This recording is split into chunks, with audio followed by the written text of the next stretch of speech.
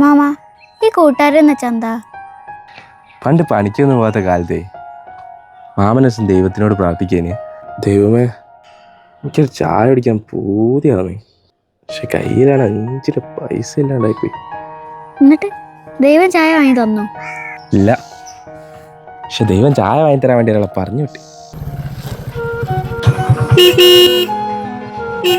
വാ ചായ കുടിക്കാൻ പോവാ.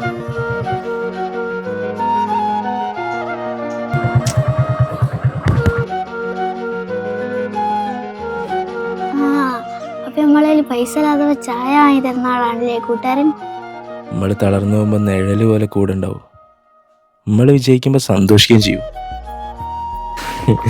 ഒഴിയാ ബാധ പോലെ എപ്പോഴും കൂടെ ഉണ്ടാകും. ഒരു വെളിപ്പുറത്ത് കണ്ണിന്റെ മുന്നിലെത്തും. എന്നിട്ട് മാവന്റെ കൂട്ടുകാരൻ ഇപ്പൊ എവിടെയാ? ഓനോ, ഓൻ ഇപ്പൊ വിളിച്ചാണ് ഫോൺ എടുക്കൂലേ, ഇങ്ങോട്ടേക്കൊന്നും വരലുമില്ല. അതെന്താ അങ്ങനെ? മാറിപ്പോയോ? മാറിപ്പോയെന്നല്ലേ, മരിച്ചു പോയതാ. എങ്ങനെ? സംഭവം മാമന് മറക്കാൻ പറ്റാത്ത കഥയാ,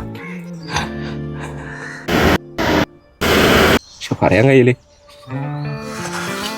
പറയാൻ തുടങ്ങിക്കഴിഞ്ഞാലേ മാമന് ശ്വാസം മുട്ടും. അപ്പൊ നമ്മള് ശ്വാസം വലിക്കുന്നതാണ് കൂട്ടുകാരൻ. നമ്മൾ ഭാഗ്യം ചെയ്തവരാണെങ്കിലേ ഈ ജീവിതയാത്രയിൽ എവിടെങ്കിലും വെച്ചിട്ട് നമുക്ക് നല്ലൊരു കൂട്ടുകാരനെ കിട്ടും.